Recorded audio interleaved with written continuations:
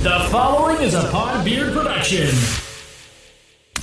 EST 2016. This is Interviews, music reviews, opinions, and more. This is The Hotter Show. What is up, everybody? We are rolling out of here today on episode 228 of The Hotter Show. I hope you guys doing absolutely fantastic. Thanks so very much for tuning in and clicking that play button on today's episode of the podcast. I have a stellar interview for you here today on the show, and I try to have a stellar episode every single week for you here on The Hotter Show. Today, I am sitting down with Bryce Smith from Rival Town, a band that I did a music showcase on a couple weeks back, and it was one of my most well-received reviews or showcases, I like to call them now, that I've ever done. And it was also marks the first time that I actually got emotional on a podcast talking about what a song meant to me and how it hit me. So we dive fully into that particular album, which is entitled Useless Hands, and kind of the story behind that. We get pretty heavy with some stuff, but in a really good way. I think it was really cool, to get to almost in a way put a bow on that, because there's a lot of, I think, kind of unanswered questions from that record, and Bryce was so open with everything, and it was just a really fun chat, and I think you guys are really going to enjoy it. And then we also talk about kind of just the writing of that record, talk about some of his influences, and then he ends off with one of, if not the best tour story I've ever heard on this podcast. You guys definitely want to stick around for that. It was a lot of fun. However, if you have not heard Rival Town's new record, Useless Hands, I do strongly implore you to pause this podcast right now and go listen to that record. I will wait.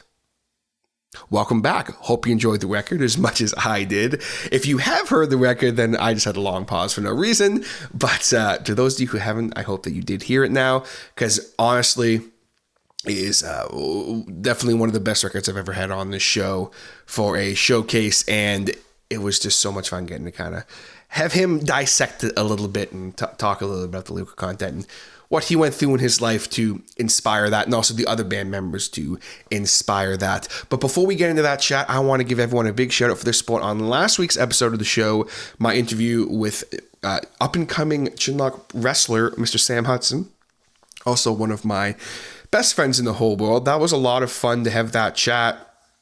It was cool because it's only that marks the second time I've ever had a wrestler or wrestlers on my podcast. As the first time I ever had pro wrestlers on my podcast at all was, of course, my boys Cade and Cable, who we gave some shouts to and did have quite a showing at the Battle of the Brewery at Spearhead Brewery. That was a lot of fun. Getting to chat with Sam. A few people said, man, you got to get into that studio more often. The show sounded great. And I do thank you for that. I also learned a trick from Sam for something. So hopefully the shows will start sounding a little better from here on out. Number one thing that people said is, man, there's no echo anymore, which is something that I would really love to eliminate in the room I'm in, but unfortunately that's just life. I just nitpick stuff. That's just how I am, you know how I am sometimes. I'm my own harshest critic, but people have been enjoying the show a lot lately. And I always tell you guys stuff like this, my numbers have been going up lately, which is really cool. My weekly numbers have been sitting well over 100 downloads, which is cool for me, because there's a little while there where I was stuck at like 30 or 40 downloads a week for a long time. Now we're in the high hundreds into the 200s. So that's badass. The Hotter Show is growing. We are building the brand of The Hotter Show together. And there's so many people that are, helping to be responsible for that. But also it's having great guests on like Sam, and then like today with Bryce Smith from Rival Town. I'm not going to babble on anymore. Let's get into it.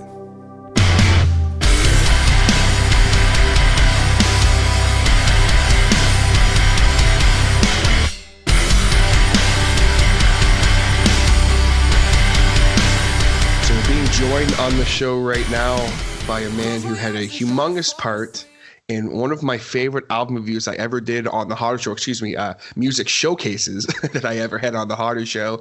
And I'm very excited to welcome it on to the show right now from Rival Town, Mr. Bryce Smith. Bryce, how are you, man? Hey, what's going on? I appreciate you having me on. That was honestly one of the coolest reviews or showcases we've ever had. It definitely you got us pretty emotional listening to how emotional you got. So we were pretty stoked on it. Well, I'm glad, man. Well, I mean, I'm not glad I got you emotional, but you know what I mean. Yeah. Yeah, absolutely. It was such a trip, man. Like just to start with that, like we when you guys kind of hit me up, or I guess it was technically through I can't remember now who it was through, who we kind of got the hookup through. I think it was Words Like Wildfire. That's it. Yes, yes. Big shout out to those guys. Great band. And kind of got the hookup through them, and I was like, oh, this is going to be a good record. I'm excited, but I was not prepared for what I was going to experience. And maybe this is just me, and I'm starting off in a really weird thing here, but for me, when I see like quote unquote pop punk, I'm like, okay, it's like, to me, it's like, kind of jump around, eat pizza music. You know what I'm saying? Yeah, that's so, because like pop punk's like it's kind of gone through this weird, like it branches off into like 5 subgenres now. It's like it wasn't the pop punk that we kind of grew up on in the early 2000s. All the the Simple Plan, Blink-182 type stuff. Now it's kind of like it's grown into this new beast right now that's sort of more leaning towards almost like an emo type thing again. It's like a post emo revival, whatever you want to call it. Something like that, right? Yeah, absolutely. I mean, I'm so bland now. I'm just like, to me, it's all rock. It's all rock or hard rock or But there's so many different elements that went into the recording of Useless Hands and that, and I do want to talk about that. But I want to talk about just because we started off on that topic. Has there been anyone else kind of that's hit you up about having that same kind of reaction that I did, as far as like a really kind of personal, emotional reaction? Yeah, actually, we just a lot of the messages we've been getting from people have just been like beyond humbling, just saying, like, hey, this particular song or this lyric really hit me, man. Or every member has been getting messages just from friends and family and new fans that have just basically those few songs just kind of hit them in a certain way. I find that it's easier to relate if you've kind of experienced something along the lines. Obviously, most people don't really know the details of the record, but they can kind of put 2 and 2 together, obviously, that, something's happened. And I tried to write those few songs a little bit more, what's the word? Like a little broader, so you can sort of take your own interpretation of it. And then if it hit you, if there's something about that you went, wow, this kind of reminds me of what I went through, then that's exactly what we were going through. And a lot of people have been reaching out to us to tell us that the songs have got to them on a deeper level than some of our previous stuff. Absolutely. And I mean, it's not that the old stuff wasn't great, because it is. It's just, this is almost like a whole new avenue almost from what I can gather for you guys. And that's cool to hear, because I think it was Aaron Lewis from Stained who once said, it's perfectly vague with lyric writing, where it's like, this is what it means to me, but I'm going to change it just so it's just vague enough that even though you may have gone through something different but similar, it can still pertain to you and still mean something completely different to you. Absolutely. It's exactly how we kind of write our stuff. Because how many times have you listened to a song and you thought, wow, man, like this person wrote this for me? Yeah, like, exactly. I don't know how this guy got in my head, but he did. Meanwhile, it means something completely different to him. But I find a lot of my bigger influences definitely write similar to that. So I've been kind of trying to do that with a lot of writing lately. Oh, for sure. And on the topic of influences and that, I always like to talk to people about this when I have them on the show. What was some of the first music you heard, and kind of what got you started on your journey to play music? I'm definitely of the early to mid 2000s sort of pop punk era type guy. That's sort of what got, I think, the majority of my band into writing and playing. When I think the first artist / band that like made me sit back and go like, holy shit. I don't know if I'm allowed to swear on here. Sorry Oh, if I am. go for it. All good. Yeah, the first It's guy, a family-friendly show, bro. Come on. yeah, exactly. Yeah, you played a record with a bunch of swearing. I forgot. Yeah. But yeah, so the first the band that sort of like made me like a lot of artists bands at the time made me like bop my head to it and go, yeah, this is catchy, this is what I like. But the first time I was like taken aback by something lyrically was a band called Reliant K, and they were kind of big in the early 2000s to like mid 2000s, like 2010ish, and they kind of had this way of like this just brutal honesty to his writing and just like sort of dissecting his own flaws in a way that I just felt like I could relate to. And it would just like you could tell a lot in a lot of the Reliable Town stuff, because I steal this basically from Reliant K. They'll go like hard, and then just dial it back so it's like super almost jangly, slow, emotional, gut wrenching for like Very melodic. yeah 30 seconds, and then just hit you again hard.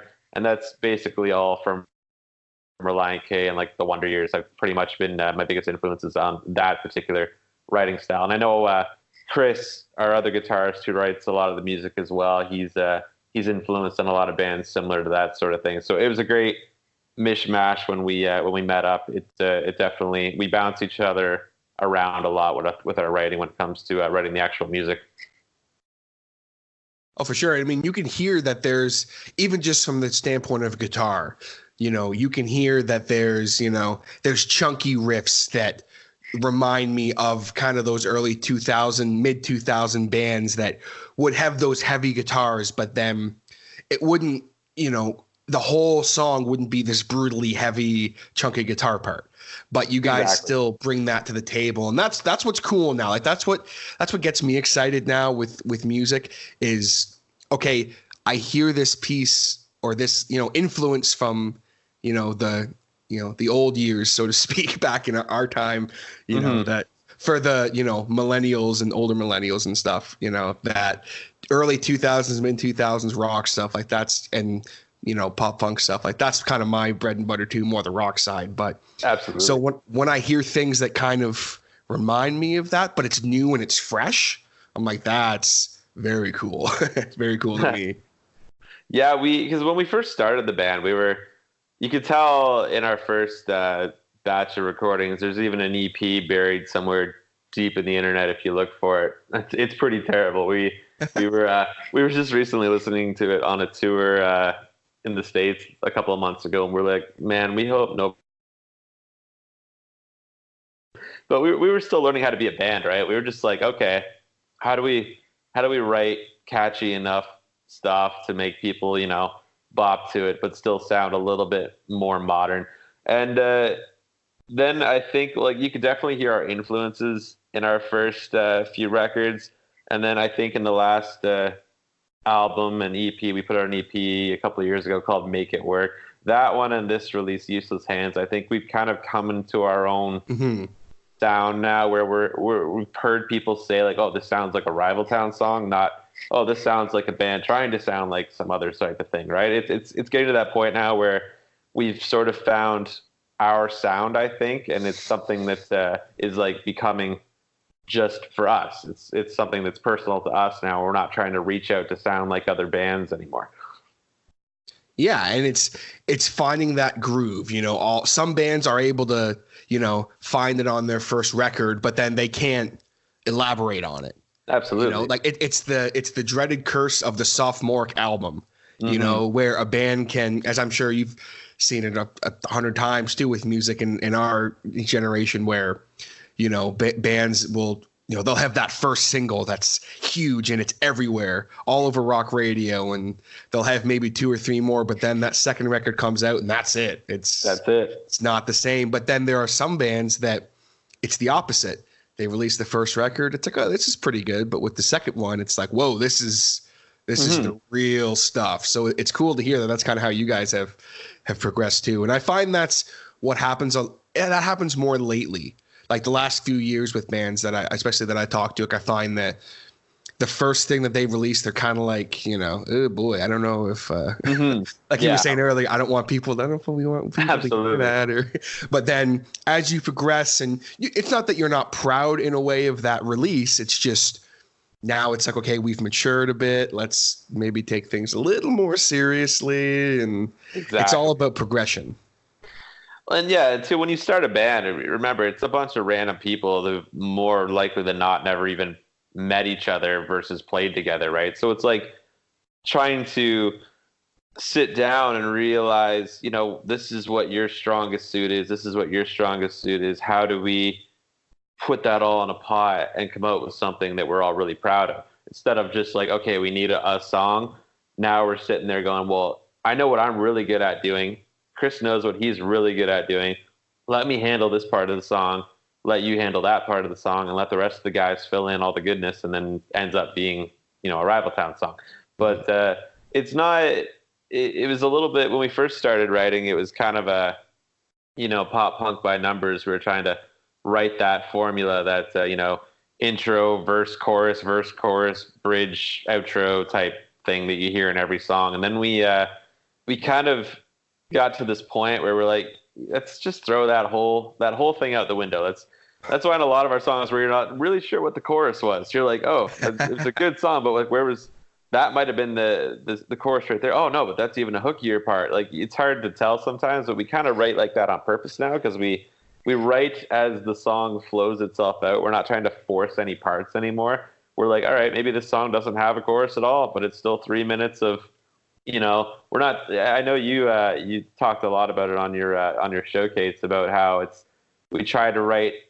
It's a little all over the place, but tastefully. Not where you're not like listening to a Protest the Hero song where you're like, holy shit, I don't even know where I was. What is happening? Yeah, it's we sort of try to let the song breathe while still giving it some depth, right? Oh, if that absolutely. makes sense. Yeah, for sure. I mean, I'm on board with it, because when I sit down to when I sat down to do my review or showcase, whatever you want to call it, it's like, okay, oh, this is great. This is a really hooky like intro verse. Okay, now where's the chorus? Oh, like, oh, that's even more hooky. Oh, that's awesome. What the hell? Oh, the song's over. What? Like, yeah. But it's like a good thing. I'm like, okay, I got to go back and listen to that again so I can like, kind of take some notes and it's not like all the songs are like that. I think that you have a good diversity in there where there's still songs that have that big hooky chorus, Absolutely. that people can sing along to, and that can be a bumper sticker, so to speak. Exactly. Because you got to have it too. But so when we first started writing, that was it. We were like, we always got to like figure out, all right, well, how does this come back to the big hook?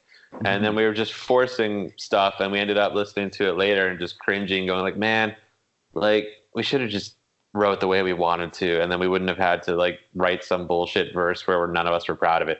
So we're like, well, maybe it doesn't come back. Maybe now this goes into a whole new part or a heavy thing or a slow thing or whatever it ends up being. And now we don't force the songs anymore, and they just sort of write themselves, which I think has been a way better writing style for us personally.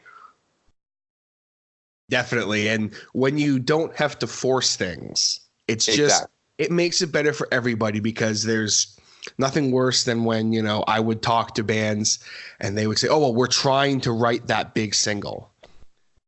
Oh, yeah. Like, God, like, what do you mean you're trying to write? Like, I get that, and I totally respect that. That's not me talking crap about anybody, but just if you're trying to write a song, to me, are you going to be able to write that song? It's when you hear it from all the greats. They talk about certain songs that just, oh yeah, this song wrote itself in 5 minutes, and oh, he came to the studio with the riff, and then I wrote the chorus, and then that was it. We had the song, and of course I can't think of a single example off the top of my head right now, but it's like, no, I know exactly what you mean. The best songs just tend to write themselves, and it's just that simple. It's true. I totally agree with that. And it's like even A New Normal came together like so, for a song that's as deep as it was, it came together like really smoothly. Like Chris, how it worked is I had that little kind of slow intro-y part. And then Chris had the whole idea of coming in just banging heavy. And I said, well, Guns blazing. Yeah, I'm like, let's put that together. And they were both in different keys. So we just sat and kind of converted it into one thing. And then we sort of both had already written with our individual parts maybe a minute and a half of the song. And then the rest of it flowed out in within a half hour of us just playing together in a living room one day. And we're like, wow, man, that's huge sounding. Now we gotta find the right like lyric matter to make that, to fit that type of anthemic sort of song, right? So that's that one came together really quick, surprisingly, for a song that's done fairly well for us. But a lot of times we find songs that we didn't put nearly as much effort into ended up being the ones that like blew up on Spotify. So you can never really tell, right? Sometimes we're like, okay, well, that's maybe more filler than we would like, but whatever, and it ends up being people's favorites. So you can never really tell, see what the audience is gonna like. Well, and that's the beauty of the beast, you know. You never truly know what people are going to gravitate towards, and you never know what they could hear something that just for some reason, hey, that stands out to me. You know, I always equate it to like, you know, I'm mostly a metal guy myself, and obviously metal guy. I'm a Metallica fan, but yeah, for me, I'm a huge fan of the Load era of Metallica, and that's like blasphemy to so many people. And I'm like, it just is what it is, man. I like the record. I don't know. I can't. It's not that I don't like. Yeah, it's not like I don't like the other stuff. It's just for some reason, this record speaks to me, you know. And then there's insert joke about me having Load on me or something. But it's so funny that you like bring up that. Myself and my drummer last night, we were watching another band that was playing a song. No, it wasn't that. It was in between music, between sets, we were playing a show, and this guy kept blasting all the Load era, and the whole time I'm like, man, like this is, what is this? This reminds me of like that Come era of Metallica. And then my drummer's like, you mean Load? I was like, oh yeah, that's what it called. And I couldn't remember the name of it. I was like, it was like a Jizz era, right? Like they had like the Jizz era, yes. Like, I couldn't remember what it was. It was like the album cover had like blood and jizz all over it. That's all I remember. It's like Blood and Semen 2. Blood and Semen 2 to be specific. Oh wow. I literally have a flag up in my little recording room of like Metallica Load era. So it speaks to you, man. I get it. You gotta. So that's the album with Semen on it speaks to me. But anyway, that's just it's a joke in there somewhere. But I'm just gonna leave it. There's plenty of jokes in there. But that's it. It's just something speaks to you, you know, and sometimes you can't help it. Like, I mean, just to go back to it, just because we were talking about that song, you know, when I heard A New Normal, like even without the lyrical content, getting into that big, humongous part after the intro, I'm like, holy shit. Like, this is like huge. And to then on top of that, have the lyrical content that you do. And how did kind of you make the decision to, hey, let's write about this. Let's talk about this. Obviously, you can go into as little or as much detail as you want. I'll obviously leave that totally up to you. I don't want you to talk about anything you don't want to. But kind of how did you make the decision to really let's go deep with this as opposed to let's just kind of write a random song? I'm pretty open with sort of sharing this whole story. I mean I put a lot of it into the album itself. Like I didn't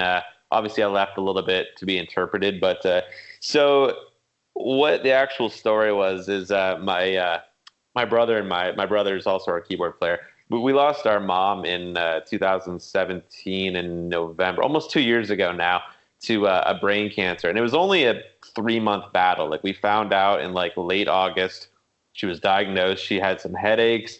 She was getting a little dizzy, but nothing out of the ordinary. We thought, you know, it could be anything, you know, for a woman, you know, in your middle age, it could be menopause. It could be any number of type of thing. Right. And so we got her in, we had her checked out, and they said, well, you have a 6-centimeter tumor in your head. And we're like, what? And then it turned into this huge battle basically for 3 months, and it just kind of flipped our little world upside down as a family. And after it was all sort of said and done, and I had maybe I think we wrote that song, I think in May of 2018 or maybe a little later. We just gotten back from a tour, and I needed a way to sort of process and sort of get this story out, because there was this idea I had where I hated the thought of, and I know this is just part of life. I hated the idea that like after someone passes away or you go, generally you get, a year or so of grieving from your friends and family. Then eventually you kind of have to move on. Mm-hmm. And that's part of life. And I get that. And that idea was just terrifying to me. I was thinking like, I cannot let I can't just move on yet. I'm not ready. I'm not ready to just kind of like sit there and go like, it happened. It is what it is. I gotta move on. And I needed a way to sort of get that out and let everyone sort of know that I was like, you know what, man, I'm still hurting pretty bad here. And it's still, even to this day, it still feels like yesterday to me. It's not something that I thought would affect me still as much as it does. But when it came time, I knew that eventually there was going to be a song about the situation. I knew that I'm like, at some point I got to let this story kind of get out. And that was the first, actually. New Normal was the first song we had written about the whole situation. And that one it came out so naturally, and it was more, I didn't really honestly think about the lyrics a lot in that song. It's sort of just like how I felt exactly at that time. And I was just sort of reflecting on maybe the last month or so before she passed away. And then that song sort of just tells that little story. And then when it came around to time to write for the rest of this record, Chris had written the music for the intro song on the record, the Room Was Quiet. And I'm sitting there and going like, you know what? There's more to the story though that I want to tell. I'm not done yet. I want people to know what happened to her, because I mean she was our mom, and my brother and I were very close to our mom. We were a very close family. We kind of moved around a lot our whole lives, so we spent a lot of time just the four of us, right? And I thought there's more to the story that I want people to know. And so then that song got written, and then the other two, it's the same sort of thing. I wrote like, I'm still not done. And then eventually when I got around to Closer, Movement, then I sort of said, all right, I'm going to let this kind of be my closure here. And that one, I knew we wanted to end on a more of a melancholy kind of sadder note. Because a lot of bands will end on that big, heavy anthem outro. And we've had a few people say like, well, why didn't you close with a New Normal? I'm like, it wasn't right. I needed to dial it back. Because you can hear at the end of a New Normal, we sort of go into this real soft, super depressing section, and then that sort of leaves you on, okay, well, what happened to the end of the story? And then that's where Movement sort of takes over and sort of just shows the aftermath. And then that was sort of written as basically just trying to find some closure and almost my way of saying goodbye if I had to, right? And so those four kind of just happen naturally, but all out of order with each other in the actual story context. Yeah, and I mean, like with the four of them together, did you have any thought of like, hey, let's just release these four as like an EP, or was your plan to always, hey, let's tell half the story, let's kind of have a couple, great songs in there that have nothing to do with the, this kind of the overall story, so to speak, of this record, and then let's end off with, kind of ending off that story? For the record itself, actually, we I don't think we even intended to write a full length. We around this time last year, our previous singer Carrie was quitting the band, and he was moving back to where his old city in Thunder Bay, and we were kind of like sort of up shit creek without a paddle, right? Yeah. We just put out a New Normal. We were getting a great response. We had some record labels hit us up. We had a lot of tour offers and stuff.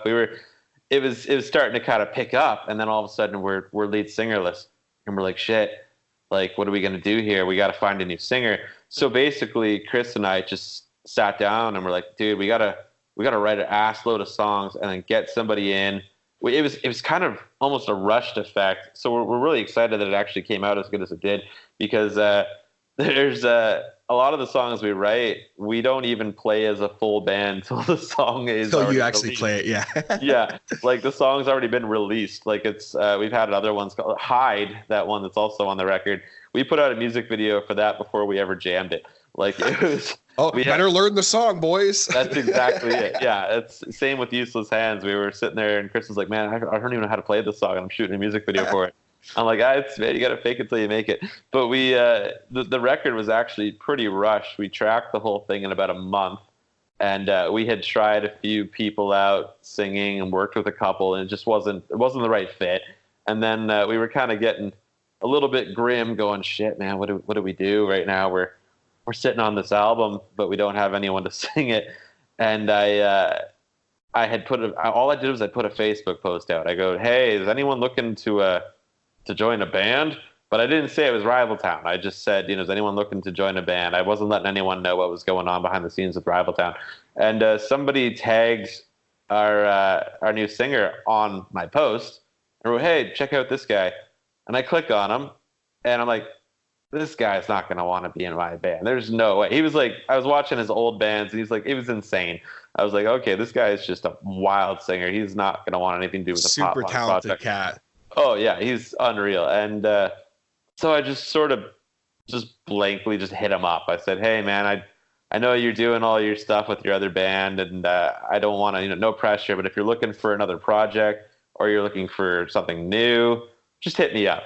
And he says, "Actually, dude, I've heard of you guys. I'm definitely interested." And he came over and tried out. And I think he was within our first message and him actually trying out, he was already recording the record like 3 weeks later.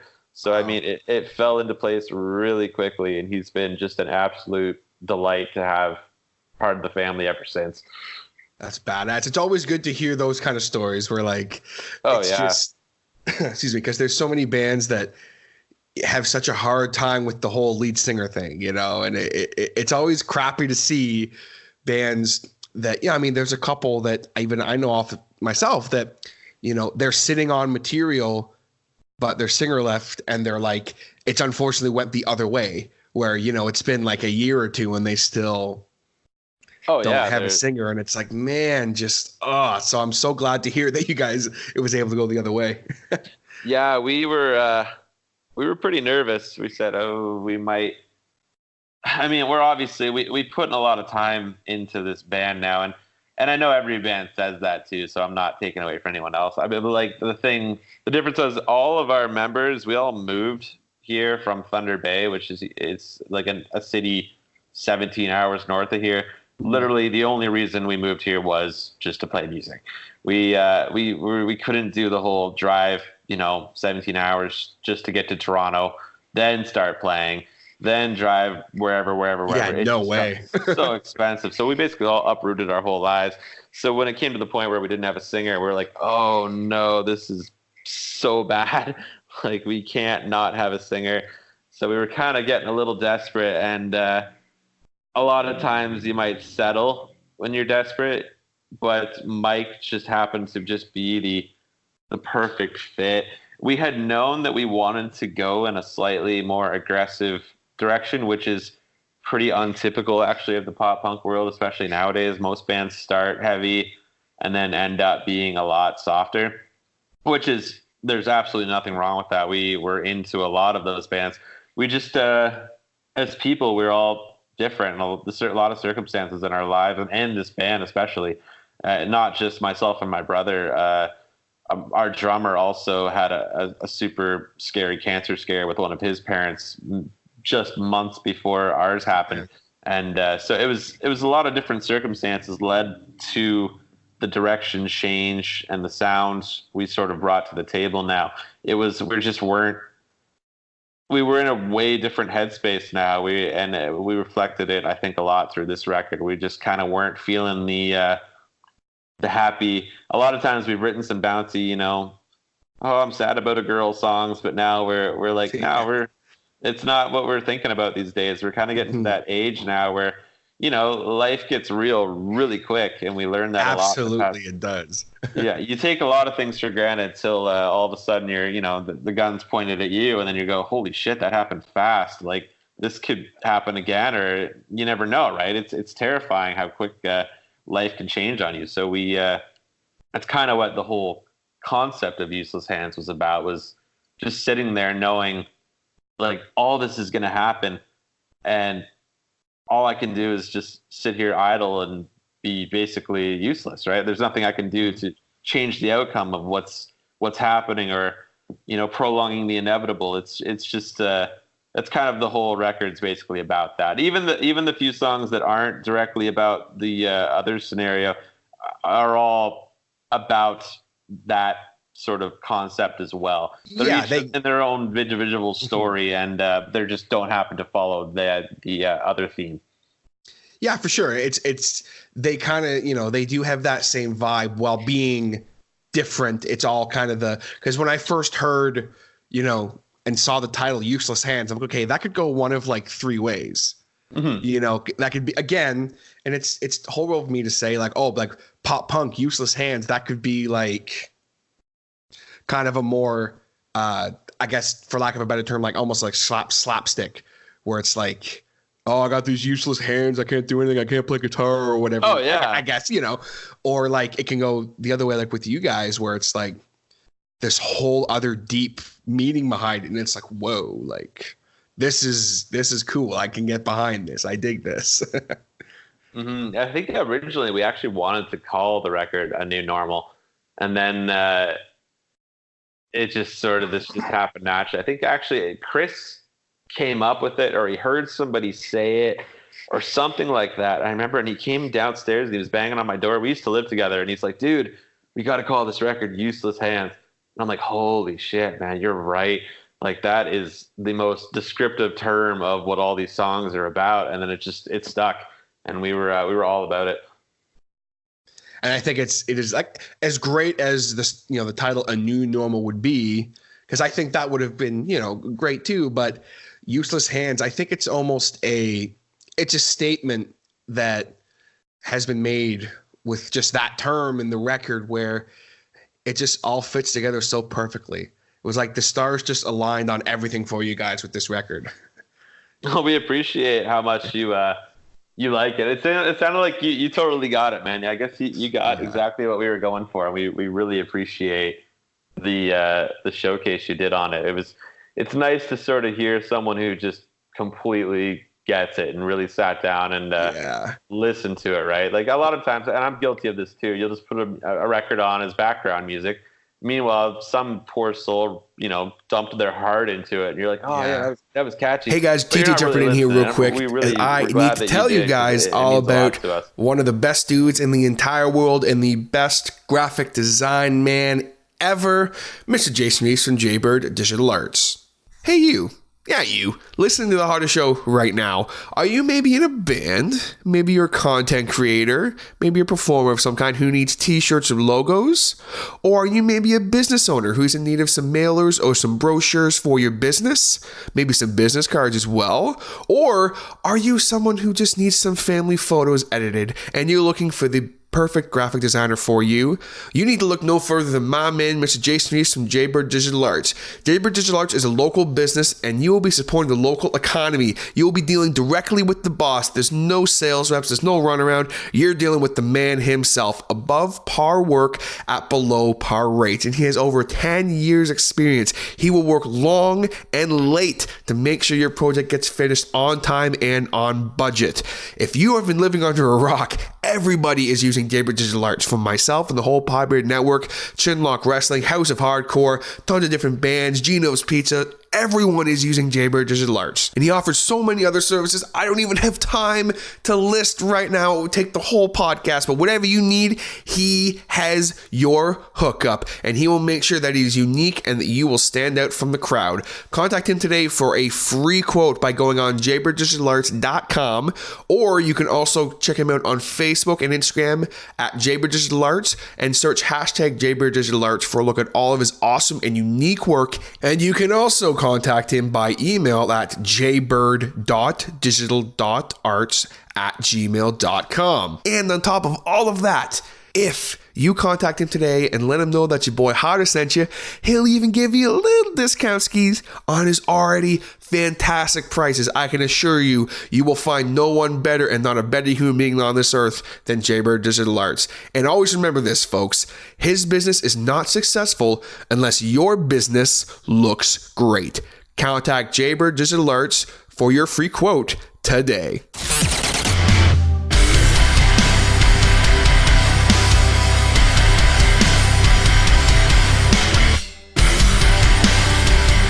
I mean, I thank you for bringing that to my attention and allowing me to do it, because I mean, like, again, man, I'm going to get real with you for a sec. Like, I haven't had a reaction to a song. I can count on my hand, okay? On like maybe 4 or 5 fingers, the amount of times that a song and a specific lyrics or whatever has hit me in such a way that it like basically was almost like an out of body experience, where it's just like, holy shit, I need to stop talking on my podcast because I'm about to start crying because this is real shit for a second. And, you know, that's what it was a movement specifically that just for whatever reason, you know, the one lyric, and I'm not even going to repeat it because I'll probably get emotional again. But it's like, it's just. I know exactly which one you're talking about, man. Yeah. That was, we actually just put out a t-shirt with the that lyric. I'm assuming you're referring to the second verse, what was it? Oh yeah, there's someone you could wish.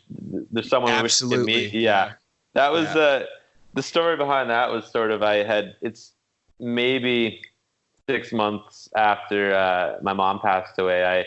I met my new partner, and it sucks for me to even say she is like the perfect person my mom would have just loved, been just obsessed with. Like they shared so much in common. And my partner is very, very open. She's so into letting me just talk about her. A lot of people could kind of get a little weird about that, and you know, they're just it's heavy for a lot of people, right? You know, it's like for sure. You just met somebody who, especially for her, she sort of takes a risk on a vulnerable guy right now, going like, well, he might not be in a right headspace for a relationship. And honestly, I probably wasn't. But that's where the next line came in, where she's fixing my heart piece by piece. She sort of just let me gradually sort of just tell my story to her as it came and as it felt right. And she's always, anytime that I wanted to talk about it, or if I was feeling weird about something or something different in life was going on, she'd always be like, well, you know, I bet your mom would be really excited about this, or tell me what she would have liked about this, or, you know, what did she was so open to just letting me not letting her be the elephant in the room, my mom. And that's what it went a long ways with me. And that's probably honestly one of the big reasons why we're together now, is somebody who could deal with that amount of heaviness so new in a relationship, because that could scare a lot of people away. I know I probably honestly it would with me. It's a big thing, right? But she was just so open to letting that be a normal part of who I am. And yeah, she just and it always bums me out. It's one of those things you kind of got to live with. You know, when I know that you mentioned in your review or your showcase. I got to keep changing it to showcase. That's okay. I do the same thing. I literally, that was I think I said it in the show, but that was the first quote unquote showcase I ever did, where my graphics guy was like, dude, like we should change it to this. I think it makes more sense. And I'm like, I agree. Let's do it. But so either or, I still call it a review. Yeah, no, it's kind of going through a thing where you're so used to one thing, and then all of a sudden you're got to remember it's like, it's not that anymore. Yeah, but yeah, so that line just sort of happened naturally, and it's very true. I do to this day. I always tell her that too. I said, like, I so wish she could have met you. She would have been like, you guys would have been so cool together. And yeah, it bums me out, but you know, I always make sure anytime there's something I want to tell her about, I'm like, oh, you know, my mom loved doing this, and she'll always want to know more, and it's great. It means a lot to me, and it definitely it's one of those things that sucks. I know you'd mentioned, I think, a grandparent or something that had happened. Yeah. And it was a similar circumstance where I get it, man. It sucks because it's one of those things you have no control over, and you kind of got to just sort of push on through, sort of knowing. But I felt like a lot of people could relate to that line. Oh, for sure. And I mean, it's funny how you just picked it right out, like just because it was funny because when I sat after I was done my review and was sitting kind of collecting my soul off the ground, in a good way, not in a bad way. Like just my girl works, she works overnights. So she had gotten up for the day and she, finds my, dumbass sitting on the couch, just like, she's like, what are you doing? And I'm like, I need you to hear this song. And she's more of like a kind of top 40 pop kind of girl. And like, I do like that because it gives some diversity to us. But she listened to it and like, she was just like, holy shit. Like, and she picked up the line right away too. And I was like, yeah, like, and it's, like me personally, it is different because the person individual, he did know her, but he didn't know I was going to ask her to marry me. So that's big, why, man. That's why to me, it's like, I never got to tell him before he passed away. So like, and I always say to her like, oh, like I know he knew and he knows, but it's like, for some reason, like I heard that. And it's like what you were saying earlier, where it's almost, it's kind of vague, but like it can still. Absolutely. It can apply to anybody. Something to someone. Absolutely. Yeah, exactly. And I'm sorry I'm getting so heavy on you. I'm not really, I battle with whether or not I'm a religious person all the time. I'm sort of sometimes I'm like, well, maybe there's something more to all of it. And then other times I'm, oh, this is whatever. It is what it is. But, I kind of get into this mindset sometimes where I'm like, well, I love obviously there to be something else past, life. Because then it lets me know that if there's any way that my mom's, whatever you want to call it, a spirit or whatever you want to call it, right, is still sort of out there. Because I talk to her mentally all the time. And that makes me go, well, maybe obviously I believe something. Like I'm sitting here, I'm talking to my mom in my head going like, man, this is what I did today. You'd be so stoked if you saw this, or I just played a show with a bunch of people or whatever it might be.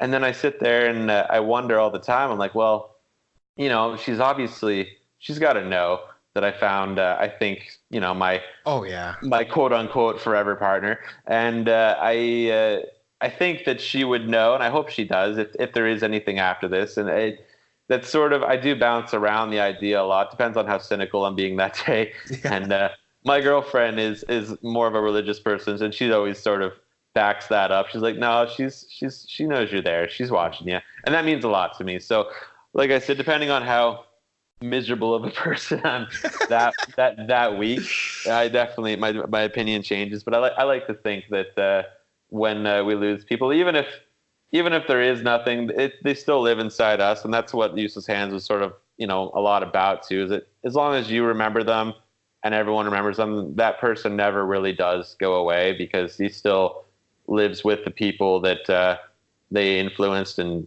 affected their lives. And that's sort of something that we kind of, my brother and I, we do, what's the word I'm looking for? We don't take that for granted. We try to make sure. Like my brother tattooed, there's a line in A New Normal that says, I won't let your voice fade. And he tattooed that on himself as well. Just sort of a tattoo just for our mom as well.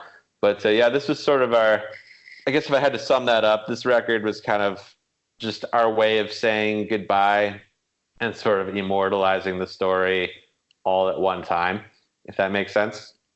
Oh, absolutely. And I mean, I think that a lot of people can kind of relate to what you're saying with, like I'm somewhat in the same boat too with the whole religion thing where I'm like, I know for sure, as I'm sure you experience all the time too, man, like there's stuff that happens where it's like, okay, they're here right now. They have to be because absolutely. of this or this. It's like, you can't ignore it. So I think that regardless of what, you may think, or regardless of all that matters is what you feel in your heart, and that she's still there, and that's it. That's all you need to know, really, right? When it all comes down to it.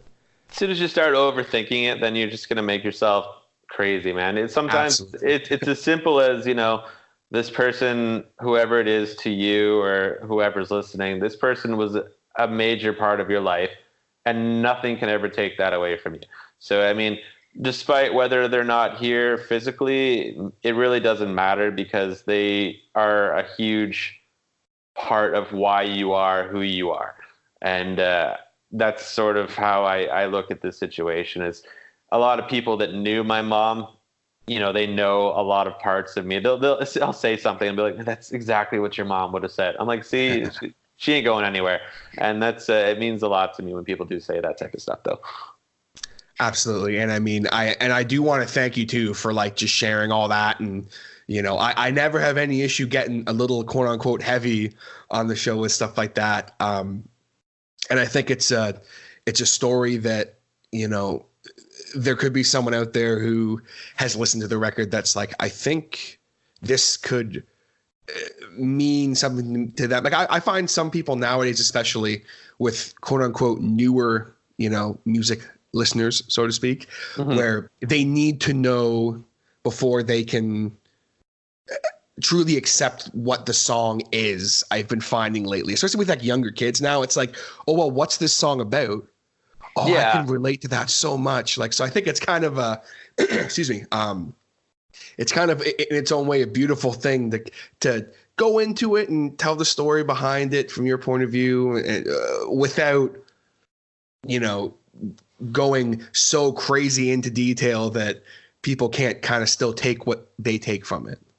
Absolutely. I mean, it also, as soon as you know what a song is about too, it gives you a whole new layer of how it affects you, right? I mean, because you can take your own interpretation of a song, but as soon as someone says, well, hey, did you know that this was, there's songs I hear all the time where another fan will tell me, well, man, did you know that he wrote that about this scenario? And I'll go, holy shit, what? And then all of a sudden it just blows my mind all over again, right? So it's, I think, the more I've been kind of sharing the story and opening up to people about it, they've been going, wow. I've had a few friends that have like, one of my, another good band that you should definitely check out. They're called Flight 97. My buddy, the lead singer of that band, his name's Adam. When we put out the song "A New Normal," we just played in his city, and he put us up after that night. He sat us down. I'm sorry if I'm sharing this, Adam. I hope you don't get ticked off. He just poured his heart out to us about how much the song basically word for word described a situation that he'd went through, and we got, as a big group of grown men with tattoos and bad haircuts, everyone was pretty close to crying, going like, wow, man, like we appreciate you sharing that with us. And that's one thing I'm actually really proud of about this record is a lot of people have felt comfortable in reaching out to us who are total strangers and sharing their story with us.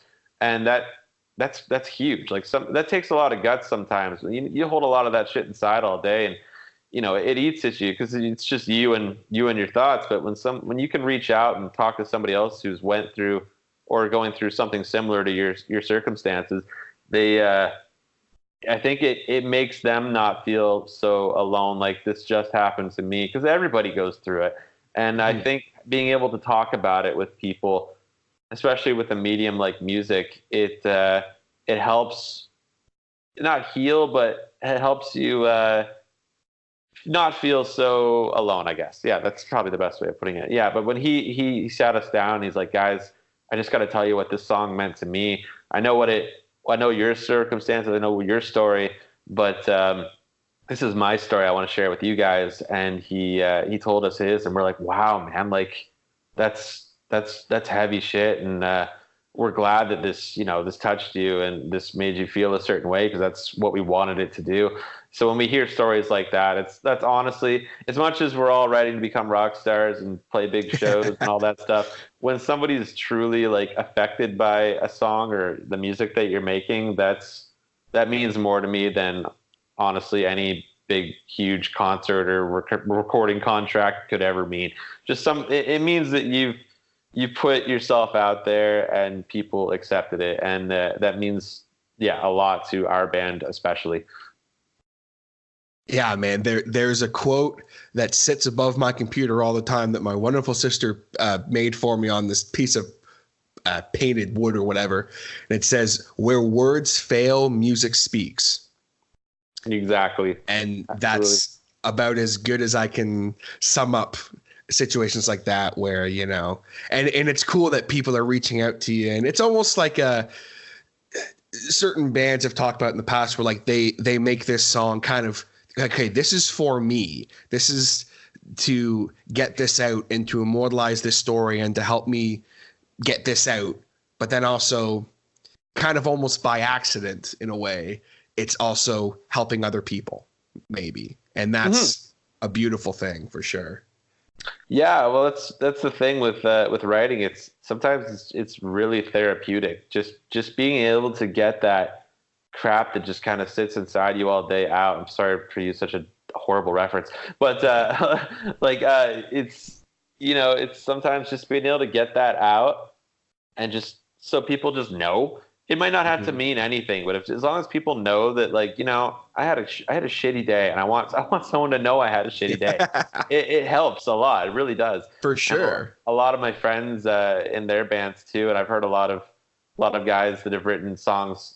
Right now, I'm sort of on this kick where I've been mostly just listening to local music for the past year or so. Really, I've been supporting mainly my friends' bands. As much as I'm excited about all the big ones that have been coming out, it's mostly just listening to my buddies' bands because they're as good, if not better, than a lot of the big ones. I'm on board with you on that, man. Oh yeah, you got a whole show based around it. But yeah, like it's sometimes you're like, how is this not like huge? Like these guys are just insane. And hearing like just people that I just know the stories and the shit that they go through, and you know, what they've had happen to them, just being able to hear their stories, it blows my mind. So I'm glad I could kind of I'm glad we, especially the whole band, could just hand some of that back out there.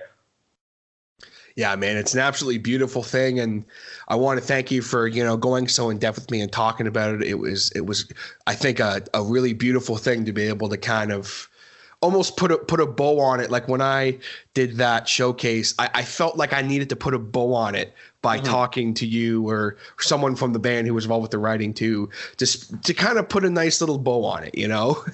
Yeah, just get a little. There's a lot of I think with the record, there's a lot of questions that you kind of want to know, and like just a lot of people. We've had people message us and just be like, "Yo, so what was this line about, like specifically?" And then someone will answer, and they go, "Oh, wow," because I thought it was about this, but that changes everything. And it's I'm glad that you wanted to chat about it. Honestly, it's been cool just sort of getting the story out there to people. And I have no idea where we're gonna go next in writing. We've already started writing more new stuff. So it's we have no idea what this next direction is gonna take us in. And hopefully, I mean, we can top Use's hands. We're trying to sort of be one of those bands that, you know, every record people are going, oh damn, how did they do this one, man? Like that's kind of what we're trying to do. A lot of bands, you know, you said it earlier too, where it's like I'm going to use the worst analogy ever, but they blow their load too quick. Yeah. And then all of a sudden it's like, oh man, now that's it. Like I wanted way more of that, but like we're sort of just trying to top it every time and to see where we go. But it also, we find that our lives really affect our writing, and a lot of guys, you know, can say that as well. But it's like what's happening to us dramatically affects how our music comes out. If we're all super happy, if the next couple of years go great, you might hear the poppiest, fucking happiest record you've ever heard. Who knows? But who knows what'll happen? Who knows, right? Who knows what the future holds? But with this one, it was different. It was a lot of heavy stuff happened in our lives with everybody. And I'm not just saying just myself and my brother. Every member of the band went through some like ridiculously heavy shit in the past few years. And maybe if you want to get the rest of the guys on sometime to talk about their stories, I'm sure they'd love to share them with you because they definitely played a part on the record as well. But it affected a lot of how we've been writing and what we're writing. And I think that's going forward. It's not going to change. I think it's just going to keep, you know, whatever circumstances in life brings us, it's definitely going to come out directly through our music. Just be honest and say what's in your heart. That's exactly. That's it. That's it. Well, so before we go real quick, I kind of have two staple questions I always like to ask guitarists, and then just people on the show. Real quick, what is your live rig consist of? Are you a tone nerd, or because I am to a point, sir. I can definitely. This is just I'm more of a guitar guy personally. Like I more just want to know what you're playing and stuff like that. Yeah. But so for this record, it was all tellies actually. Nice. Yeah, I've been playing exclusively tellies now, I think for almost about 10 years. Yeah, because I did see that you had some of the live pictures I saw of you. I saw you were playing tellies, so I was like, yeah, did you get those chunky tones out of those tellies, or what's up? Dude, so I swapped the tellies out with because they're all single coil. I always put like hot rails, or I put humbuckers in all of them. I figured, yeah, that fat beefy thing. And then for my amp, I run a Soldano. That's where you're getting your big dirty beefy tones. Oh yeah, and, Beef City. Yeah, Chris has a new guitar like every 6 months, so he's currently, what's he using right now? I can't even remember. It's really nice though. It's like some Canadian company. He picked up a new guitar earlier in the spring. It's in our last couple of music videos. I honestly can't remember what it is though. But it sounds great. But on the record, he recorded with tellies, and he's running a Bogner head. We're into those. Nice. Yeah, those. I'm a big Bogner fan, so hand-wired tube snobby rigs, right? Where a lot of guys now are kind of going the digital way, and with all the Axe effects rigs and Kempers and stuff like that. We're old school. We want those tubes and those heavy cabs.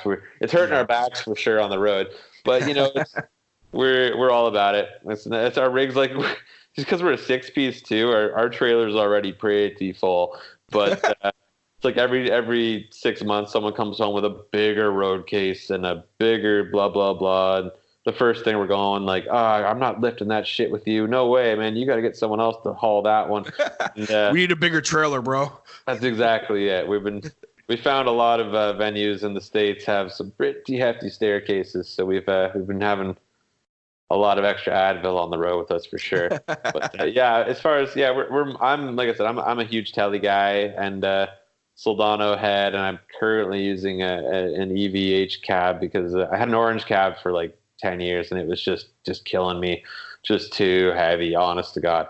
And I think Chris is using an old like 80s Marshall cab right now that he runs. Yeah, there's something to be said for getting a good chunky tone that I want to taste. Yeah, absolutely. From a telly, I think shout outs to Single Wound, who man, Fernando, he chunky as hell tone from a single coil telly pickup. I have no idea how he does it, but shout outs to him for that.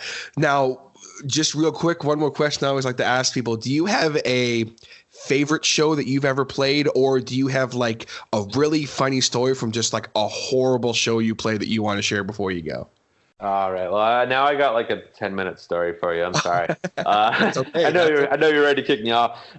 We do have a funny story. We've got a lot of funny stories actually.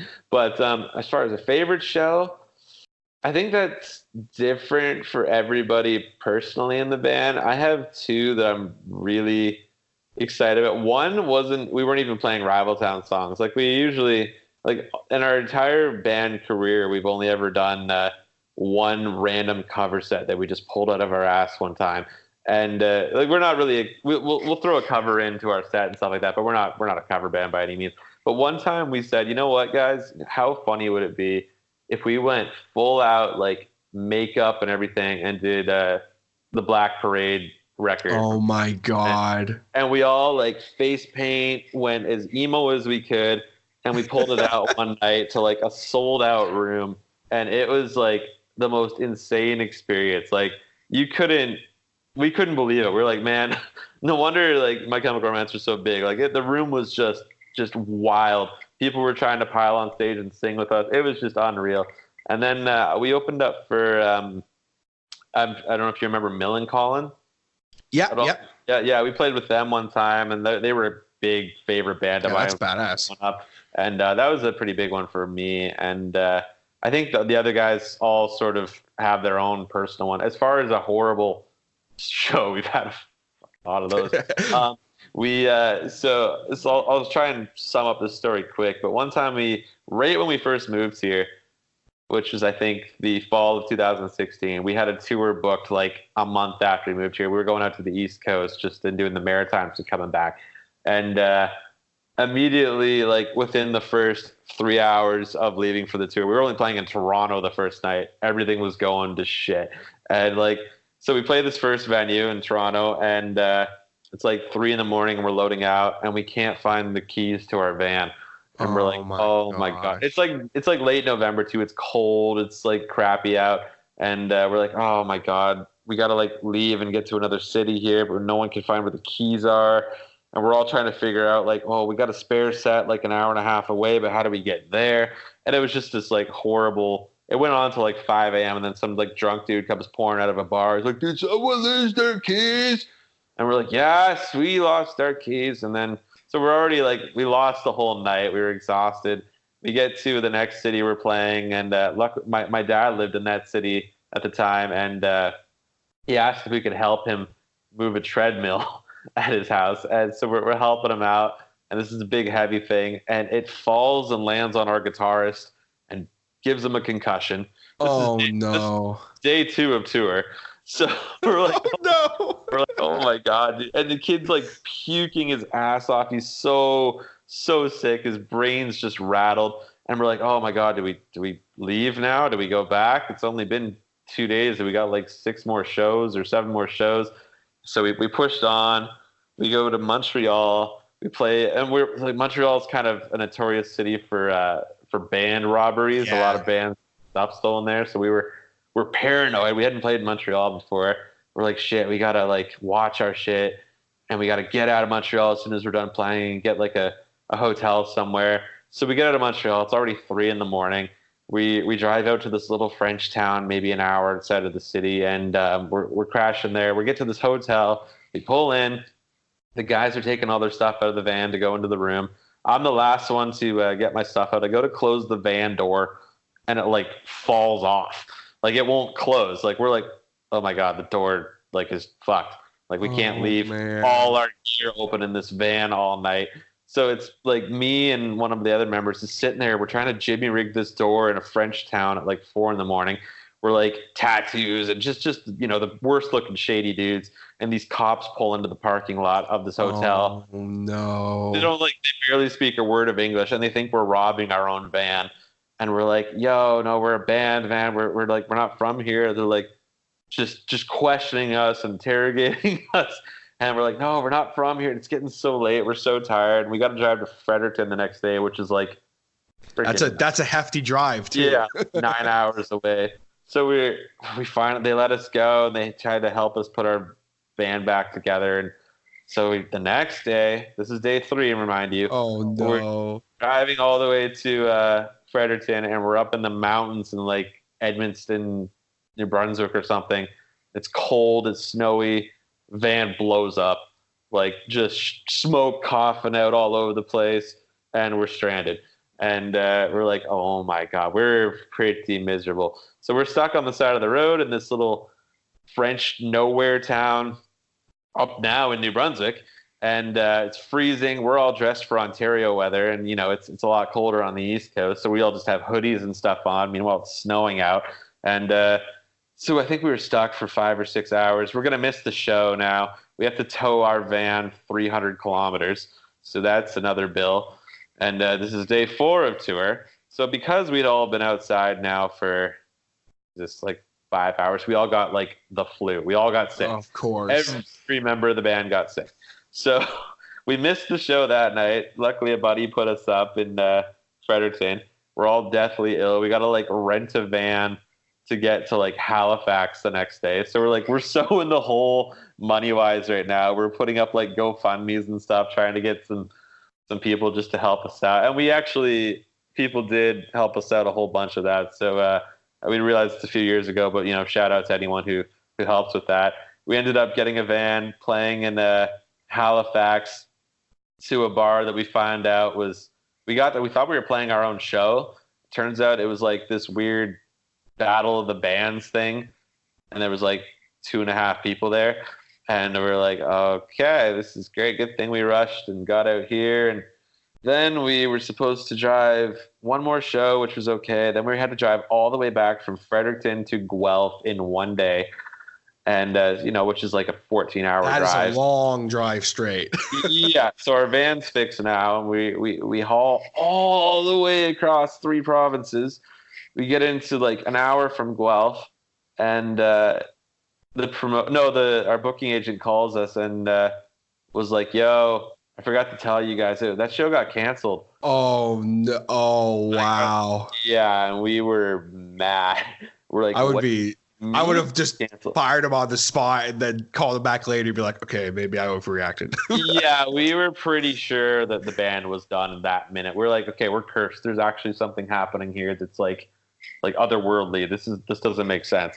And so we another guy just like, we call up one of our buddies. He's like, "Yo, man, I saw you guys are like screwed. I can put you kind of opening up for a dad rock band tonight if you want." So we bummed to another city and just hopped on a show there. And we got home and we didn't talk to each other. We all lived together and none of us talked for like a week. We're just like, I don't want to see any of you. I don't want to talk. We're gonna get together in a week and decide if music's what we want to do anymore. We almost all quit music. I don't mean just the band. We were like done with the music. We were so butthurt about the whole thing. And then the next bunch of tours all went great and everything's been dandy ever since. But that was like our second tour ever as a band, and it was very much putting us in our place. Paying your dues. Dude, you gotta you gotta sell the rights of that story to someone or something. You know what's funny is our old EP, Make It Work, is exactly based off of that tour. Anytime that some horrible thing was happening, someone in the band, we weren't even, this wasn't planned or anything, but someone would always go like, "Dude, just fucking make it work, man. It's going to be fine. We're going to make this work." And then we came around to the time where we had to name that EP, and we're like, "Dude, we got to call this Make It Work." Like, that's exactly what all these songs are about. Just like, dude, just make it work. Whatever you need to do to make this happen, do it. And so then we all ended up tattooing Make It Work on ourselves. And we thought it was like, all right, this is cool, little uniting thing of original members of the band. And that's how that whole record came into play. That's freaking hilarious. Yeah, you can definitely make a movie about that for sure. Dude, I'm already picturing the movie. I'm picturing like a solid hour and a half motion picture of you 6 guys in a van, just all this bad shit happening. Like I'm seeing like casting, like full 9 yards. Like we could make it happen. I got to call up Sony or somebody then. Sell them the rights. I guarantee you it'd be a great movie. Fantastic movie. Yeah, that sucks too. For like your second band, at least none of our shit got stolen. A lot of our friends have had their vans robbed and trailers taken and stuff. We were lucky in that sense, and we've had other few, tour nightmare stories. But overall, we've been very fortunate the past few years of being on the road. It's been pretty good to us. We haven't really had any. We've had a couple of drunken evenings of bands just being a little too close, a little too long, but nothing that's ever put us off the course again. Yeah, well, that's good. I've heard some pretty doozy stories of younger bands especially getting like their time eaten into by older bands and stuff, and things of that nature. So I'm glad to hear that's never happened, because that's always shitty when that happens. Especially when you're young and you're new, Yeah, it happens, we find, too, because we're all, kind of getting on the older side of the 20s now. Like, a couple of us are already in our 30s, and, we're all pushing late 20s, early 30s. So, I mean, our real partying days are long behind us. Now, so that helps a lot. We're adults. Yeah, as much as a bunch of 30-year-olds playing pop punk. But, I mean, we're not that. We find influences a lot of terrible circumstances for bands is if you're partying too hard. Where our idea of a big party night is we play the show and we get to the venue or the hotel before 1 a.m. There's still a pizza place open. That's a wow, man, we had a crazy night. We had a whole pizza, beer and 2 ciders and a pizza, and we're just wrecked. Yeah, we're good, man. There's no partying going on with our band anymore. That's great. Sounds like a good time though. Yeah. No more bullshit for us, man. The drama stays to a minimum these days. We don't need any accidents happening in any cities anymore. No, for sure. Especially after a tour like that, that would just be life changing. Oh yeah, that definitely it humbled us pretty quick. We realized that there ain't no rock stars in at this level of the game for sure. No, for sure. Well, it's been absolutely great talking to you, man. I really appreciate you coming on and hanging out. It's been a lot of fun. Where can people find Rival Town and you on social media and find your music at? So the best place to find Rival Town is Googling Rival Town will take you to everything. But we're on Spotify, Apple Music, Amazon, Bandcamp, pretty much anywhere where you can find music online, you can find us. Our Facebook page is facebook.com/rivaltown. Twitter is /rivaltown, and Instagram is @rivaltownband. And our website is rivaltownband.com. And I'm only going to throw out one more shout out. Our band, one of our members of our band recently just started a merchandise company. Polite AF is what they're called, and they can do all your custom T-shirts, banners, whatever you want, sports teams, all that shit. All our merch now is made in house. And him and his partner Mia started this company about a year ago, and they've been doing great. So anytime you see all these cool new shirts coming out from us, our little one-offs or our neat little things we're doing, it's all them. So bands, definitely, if you're listening, hit them up. You can find them on Instagram and Facebook, and hit them up for a quote. They'll get you a turnaround really fast, and the work is absolutely great. Well, that's awesome. Always good to plug your buddies. That's what it's all about. Yeah, absolutely. Got to make some money, right? Let's gotta get that bread, as they say. But gotta pay. Yeah, man, for sure. Gotta pay the bills. Absolutely. I appreciate you having me on as well. I'm glad that you were open to kind of hearing the details behind a lot of this record. It means a lot to us. And like I said, if you're open to it, I'm sure the rest of the guys, they were all so stoked on your show. They'd love to chat with you about some of their other things that went on into the record sometime too, if you ever feel like hitting them up. And we're very happy. We're all big fans of the show now. We're going to be listening going forward for sure. Well, I mean, thank you. That's the best way to get me to have more people on your band on my show is to say nice things about me. No, I already have had the pleasure of talking to a few of the guys, and I can assure you that you'll see more members of Rival Town pop up on my show in the future for sure. And I wish you guys luck in everything, and I'm sure we will talk to you again soon, man. Thanks so much for coming on. No problem. Thanks again, guys. Talk soon. Well, there you have it, folks. Without a doubt, a phenomenal interview. Thank you again, Bryce, my man, for being so candid and talking so openly about, of course, losing his mother the way he did, and kind of the aftermath of that, and talking about the record at full like he did. And it was just, I think, a really beautiful kind of cathartic chat, which is always good. And kind of, I do like getting a little heavy sometimes on the show in a positive way. It's not like we were getting heavy talking about negative stuff. It was, I think, in a beautiful way, so thanks again, my man. And be sure to check Rival Town out. He gave all the social media information and website information at the end there. I'll also make sure I throw some links in the section below, depending on how you are listening to this. If you're listening on some kind of a podcast player device, it will be in the description. If you're listening to this maybe on the YouTube, it'll be in the description as well. While you're there, be sure to hit that subscribe button, depending on how you're listening. Leave a like if you can. Leave a rating, review if you can. I do seriously appreciate it. If you're on the YouTube, be sure to leave a like or dislike, depending on what you thought of this episode. You should leave a like because Bryce was a spectacular guest, but to each their own. And be sure to hit that subscribe button on the YouTube. Always a lot of fun. And while you're at it, if you want to hit me up on the Facebook, Instagram, and Twitter, all at The Harder Show, as well as on the website, podbeardnetwork.com/The Harder Show. And if you have any comments, questions, concerns, you have a great recipe for chicken salad, whatever it is, okay, hit me up, thehardershow@gmail.com. Would love to hear from you guys. Again, like I said in the intro, man, The Harder Show is in a growing period right now. And that's cool. And it helps having spectacular guests on like Bryce. It really helps when, as an interviewer, I can basically just sit back and let the people talk, because that's why you're here. You're not here to listen to me ramble on aimlessly for 20 minutes. You're here to listen to someone interesting talk about something cool and some real shit. You know what I mean? That's why you're here.